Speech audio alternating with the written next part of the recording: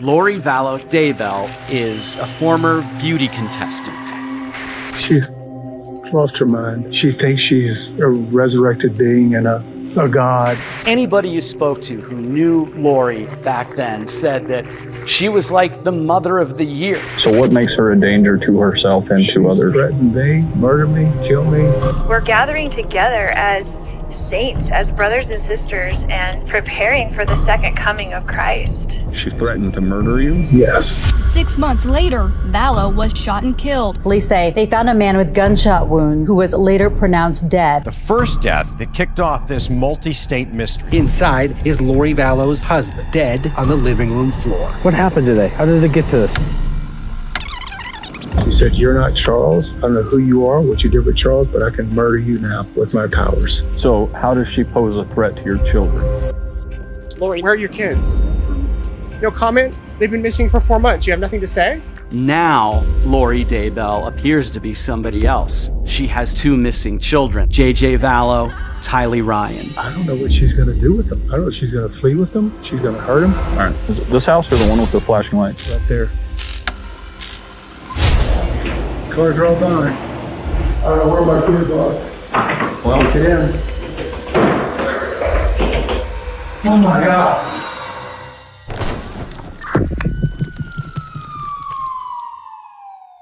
It all started on January 31st, 2019, when Charles Vallow was still alive and had just returned from a business trip to find he was locked out of his own house, with no sign of his wife, Lori, or his kids, JJ and Tylee. His car had also gone missing, and a large sum of cash had been withdrawn from his bank account. So in an effort to get some answers, he called 911.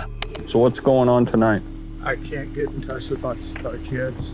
How old are your kids? 6.5 and 16. She's lost her mind. I don't know how else to say it. She thinks she's a resurrected being and a god, and remember the 144,000. Jesus is coming next year. So what makes her a danger to herself and to others? Threatened me, murder me, kill me. She threatened to murder you? Yes. She said, "You're not Charles. I don't know who you are, what you did with Charles, but I can murder you now with my powers." Is this just all recent, or has it been going on? It's been going on for about 4 or 5 years. It's gotten really, really bad lately. She goes to the temple every day and speaks with Moroni and Jesus Christ. Last couple of days, she says, "I'm not Charles. You're not Charles. You're Nick Schneider." According to Lori, Nick Schneider is an evil spirit who has possessed Charles' body, and he believed these threats against his life were very real. In the last few years, she had become obsessed with the teachings of a man named Chad Daybell, a man well known for writing dogmatically and teaching his thoughts about the end of days, the second coming of Christ, and other more unique concepts like evil spirits and zombies. Both Chad and Lori were also members of Preparing a People, a cult who were preparing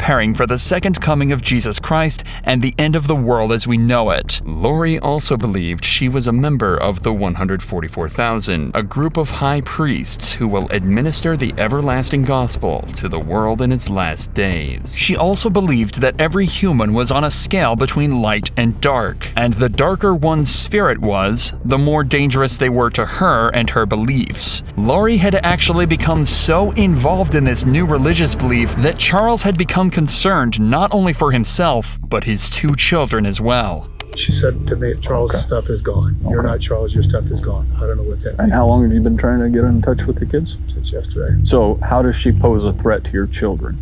I don't know what she's going to do with them. I don't know if she's going to flee with them. She's going to hurt them. And today she said, "Come take the kids. I don't care what happens to them.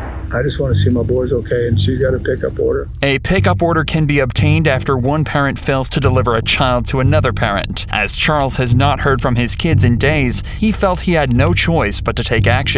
The cops then helped Charles get back in the house, but it was too late, as Lori and the kids were gone. The very next morning, Charles called 911 again, this time directing them to a hotel in Gilbert, Arizona, where he believed Lori was hiding out with JJ and Tylee. This time, though, Charles had managed to obtain an emergency mental health petition, a note that would require Lori to check into a mental health institution and undergo assessment. What's going on? Why is she here and you're not here, or are you staying here with her?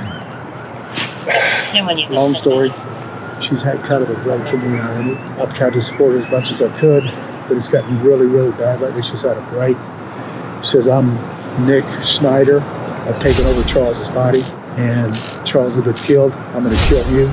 You're going to be murdered today or tomorrow. Charles had already tried to find Lori earlier that morning by turning up at JJ's school, but despite seeing her car in the parking lot, there was no sign of her at all. However, she had left her purse in the car, so Charles took it in hopes that it would stop her from getting away. This worked perfectly, as she walked into the Gilbert police station later this same morning to report her missing purse.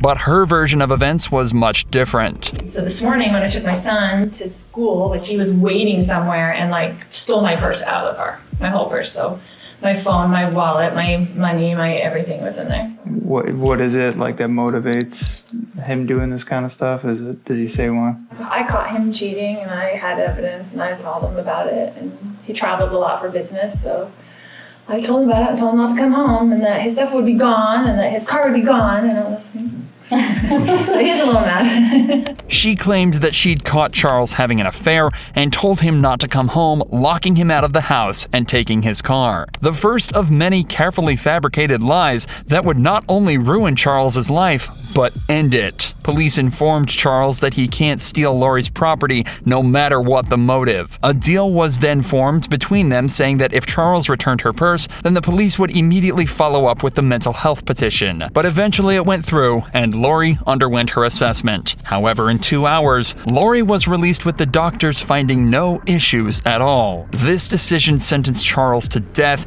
and put his kids' lives in jeopardy. Charles filed for divorce, and 6 months later, his body was found at Lori's house with 2 gunshot wounds across his body. The fate of his children was now in the hands of their delusional and dangerous mother. Hey team, we got one subject down, apparent gunshot wounds to the chest. He's right here in the living room. Firearm's gonna be in the front door, in the front bedroom, laying on the ground next to a case. You wanna stay in here? I'll see if I get this guy's info. When Charles's body was found, an investigation determined the shooter to be Alex Cox, a man who just so happened to be the brother of Lori Vallow. What's going on? What happened? He came at me with a bat.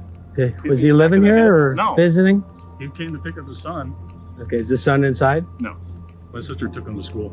Okay, so it was just you at the house? Yes. And he came, how long, what time did he come to pick up the son? I don't know, 20 minutes ago maybe. Okay, so you know who he is, let him in? Yeah. Okay. No, I think they were talking earlier, then she left, and then he got into it with me. Like what? What do you mean? I don't know, he was... Alex seems very vague in his answers and says he can't remember exactly what happened, other than the pair simply got into a fight. But those kinds of answers aren't going to satisfy the cops, especially when there's a dead man involved. So you get in an argument? What is it over? Well, it was over my sister. He was getting physical with her, and so my niece came out with her bat, and then he took the bat away from her. Wait a minute, I thought you said your niece left. She did. This was before. So before your sister and your niece left, yeah. At some point your sister and her husband are arguing. Yes. Verbal argument, and then your niece pulls out a bat. Well, it wasn't verbal. He was getting close, and she came out to defend my sister with her bat. Your niece. Yes. Okay. And then she poked at him, and then he took it away. Okay. And then he's coming back at me, and he still got the bat in his hand. I'm like, what are you doing? And where are you at it? Where are you both in the at? living room. Okay. And then I turned around, and he hit me in the back of the head with the bat. I went to my room and got my gun. I always carry it. You went to your room, meaning the room you're staying in? Yeah. Okay, and you brought a gun with you? Yes. Do you always Yes. bring a gun? Okay, why didn't you stay just in your bedroom, close the door? Is that something you didn't think about, or? It didn't even occur to me. This final statement should actually have torn down Alex's entire argument, as it technically proves this wasn't self-defense at all. When Alex went to his room to grab his gun, he should have been able to usher his family inside, close the door, and stand his ground from there. Instead, he grabbed his gun and without a second thought, ran straight up to Charles and shot him. But at this point, there were still so many looming questions. The cops decided to bring in all parties back for an interrogation to try and get to the bottom of it all and figure out exactly what happened to Charles. Start where you think it makes the most sense. Okay, so we moved into this house 3 weeks ago because he offered to get me a house here where all my family is. We were in Houston. We had decided to separate or whatever, so he's like, well, pay for a house for you and for JJ and whatever, because he's all about JJ. He's never about Tylee, but he's all about JJ. Because we adopted him together. He's his great nephew. We adopted him as a baby. He came when we first moved in and brought me stuff from Houston, like a U-Haul, and then he hasn't been back. But it's all these threats on my phone all the time, you know, like whatever, all these things. And then he told me, what kind of threats? Just, he's always mad at me, right? And he doesn't want a divorce, but I don't like him and don't want to deal with him, so that's just how it is. Like, so we married for 14 years, we dealt with it for 14 years, with him being horrible to her. Like, he gets in huge fights with her, a lot of things, but anyway. Immediately, Lori describes Charles as a man with violent tendencies who had a history of aggression against the women he had married. If she can convince detectives that Charles had a temper, it would make their version of events even more plausible. So he went back to the Houston house, and he's like, I'm coming on Wednesday night, and I'm going to come pick up JJ and take him to school Thursday, pick him up Thursday, take him Friday, whatever. And I said, Casey wanted to come to the house, and I said, you can't come stay at this house because you can't get along with Tylee. She's a minor, and she has to live here. Yeah. So Casey gets in huge fights with her. Okay. And she hates him. And so I'm like, you can't stay at the house, so I will book you a hotel, because he stays in hotels all the time because he travels for business, and the business pays for it. What does he do? He works with teachers and their retirement plans, but he goes to them at their schools. He mostly works in California. Okay. He has like books of business in different areas. And so he just goes wherever. Okay. It kind of just gives him freedom that he doesn't have to stay home every day and take care of special needs. Yeah. It's like an excuse, right? He came over in the morning and he's like banging on the door. I'm like, oh great, here we go, you know. And then JJ was like, oh, Dad. And then he was like, Mommy, and like ran to me and was like holding me. He's like, you're not taking me to school. And I was like, it's okay, Dad, can just drive you to school, it's no big deal. You know, just trying to make it whatever. Calm. Yeah, calm. And then he was just being real smirky and real like jerky, you know, to me. And I was like ignoring him, whatever. And so he was like, but your brother lives there with you? No. Okay. He had stayed with me last night because I was worried he was going to come over and cause trouble with me. Okay. Just wanted someone else there, like my brother there, because I trust my brother. They would claim self-defense as the reason Charles was killed. And as the cops continue to question Lori, they start to believe this even more. He goes nuts. He's gone nuts on us a lot of times. Tyler and I have had to leave with JJ over the years, probably 5 times, and just stay in the hotel for 2 days because you don't know what's going to set him off. Like, she's mad at me for always like going back, but we had JJ and he's special needs, and it's really hard. Like, it's even hard to take care of it by yourself. So you thought, and I don't want to put words in your mouth, but you thought it was possible that he was going to hurt you? Absolutely, he was going to hurt me and Tylee. Okay. Not JJ. He never hurt JJ. Okay. And he hurt my brother. Like, he was going like ballistic about it. Was bad. Okay. An angry husband losing his temper during a divorce is not uncommon, and feuding couples often come to blows, making her story more and more convincing. But according to Charles's ex-wife Cheryl, this was not the man she knew. She says they were married and divorced, and not one time, not 1 second, was he ever physically threatening to me, directly contradicting what Lori is saying. You say he goes nuts. That can mean a lot of different things. Right. So physical violence. He's never really, besides like grabbing us and pushing us, but not like punching us or something. But with Tylee, he has gotten physical. Okay. He went like he was going to hit her, but then I got in between them. So this morning he comes back in and... He comes back in, I wouldn't give him his phone. He was screaming at me to give him his phone. He was very worried about whatever was on his text that he did not want me to see. And so I was just holding it there, and he was screaming at me. And so Tylee came out of her room upset, and she had a bat,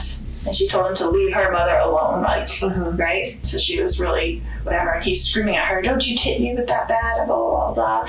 And then my brother heard all the commotion because he was in there, and so he came out into the main room, and he's yelling at Tylee, don't you hit me with that bat, and blah, blah, blah. And so Tylee, I guess, I don't know if she swung at him or what, but he like grabbed the bat from Tylee and then went to like hit Tylee with the bat. It was, and I was right there, they were right there, and my brother grabbed him from behind, like just to stop him from hitting Tylee. They got into the thing, and he's hitting him with the bat, and they're on the ground, like grappling around. Hey everyone, welcome back to AWWWWUSA Chem. Tonight we're diving into a topic that's been quietly creeping into headlines, security footage, and maybe even your own neighborhood. Theft. From cities to peaceful suburbs, the number of break-ins, car thefts, and robberies across America is rising faster than most people realize. Now, theft has always existed. That's nothing new. But what's happening in 2025 feels different. We're not just talking about isolated incidents or the occasional stolen bike. We're talking about organized groups, smarter methods, and everyday people suddenly realizing, wait a second, it could happen to me. Across the country, reports of property crime are climbing. In California, police departments have noted spikes in car break-ins. In New York and Chicago, small business owners are reporting stolen goods, smashed windows, and empty shelves. Even in small towns, the kind where people used to leave their doors unlocked, residents are sleeping less soundly. The data backs it up.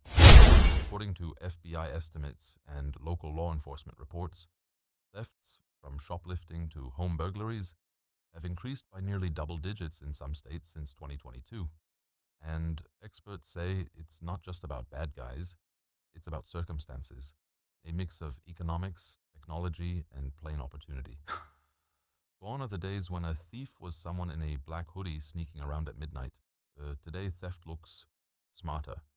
Criminals are using technology, Wi-Fi jammers, GPS trackers, and even social media to plan their crimes. And here's the scariest part. Sometimes they know more about you than you think. Think about it. How often do we post when we're out on vacation? How often do we leave packages sitting on our porch? For modern thieves, that's not just opportunity.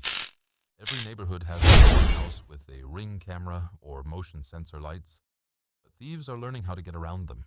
Some carry devices that block camera signals. Others wear masks that confuse AI-based systems. In short, the tech meant to protect us is now being challenged by smarter criminals. Car theft has become its own epidemic. With push-button starts and keyless entry systems, stealing a car no longer requires smashing a window or hot wiring. Hackers can clone a digital key in under a minute. In 2024 alone, cities like Detroit, Atlanta, and Los Angeles reported a surge in car thefts, especially of certain models that are easy to exploit. TikTok trends even fueled it. Yes, people literally turned car theft into a viral challenge. That's the reality we're living in. Crime is no longer just a back alley issue. It's gone digital, viral, and mainstream. When crime rises, everyone looks for someone to blame. But the truth is, it's complicated.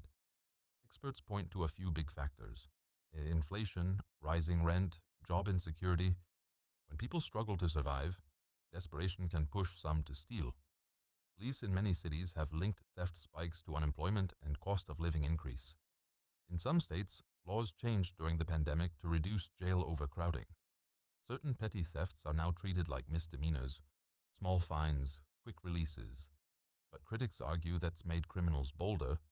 They know they might walk free within hours. When someone steals electronics, luxury clothes, or even baby formula, they don't have to sell it in dark alleys anymore. They list it online, on eBay, Marketplace, or lesser-known platforms. And just like that, stolen goods turn into a single organized group can steal thousands of dollars worth of goods and sell them within hours. No questions asked. And police, they're struggling to keep you behind. Every statistic is a story. A small business owner in Chicago whose store was broken into 3 times in a month. A family in Texas who woke up to find their car and their toddler's car seat gone. An elderly couple in Oregon who lost their jewelry and decades of memories in one night. These stories don't always make national headlines, but they tell the real story of what's happening across the United States. A quiet erosion of trust and safety. When theft becomes normal, when people stop being surprised by it, that's when society changes. Neighbors stop talking, install bars on windows, communities start locking down, both physically and emotionally.